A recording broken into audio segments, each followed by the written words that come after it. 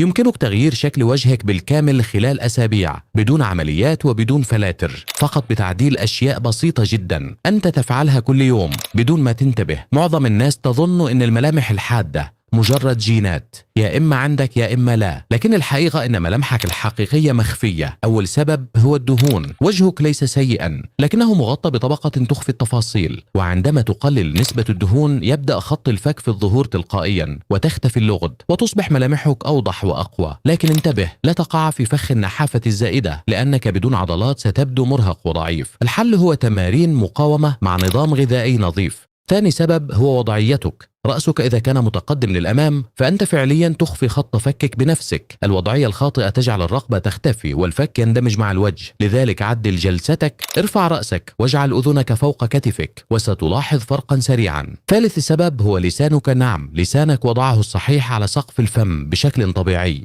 وبدون ضغط ليس مجرد ترند، بل عادة تساعد على تحسين شكل الفك مع الوقت وتجعل ملامحك أكثر توازنا. رابع سبب هو الرقبة. رقبة ضعيفة تعني فك غير واضح، وكلما أصبحت رقبتك أقوى وأكثر سمكا بشكل بسيط كلما ظهر خط الفك بشكل أوضح. تمرينها 2 إلى 3 مرات أسبوعيا كافي لتبدأ بملاحظة الفرق. خامس سبب هو طريقة أكلك. الأكل الطري طوال الوقت يجعل عضلات الفك ضعيفة، لذلك حاول إضافة أطعمة تحتاج مضغا أكثر مثل المكسرات والخضار القاسية واللحوم، ومع الوقت ستشعر أن عضلات الفك أصبحت أقوى. في النهاية الموضوع ليس حظا ولا جينات خارقة، بل عادات يومية صغيرة إذا التزمت بها ستغير شكل وجهك بشكل واضح. وإذا جمعت كل هذه الأشياء معا فالنتيجة ستفاجئك جدا.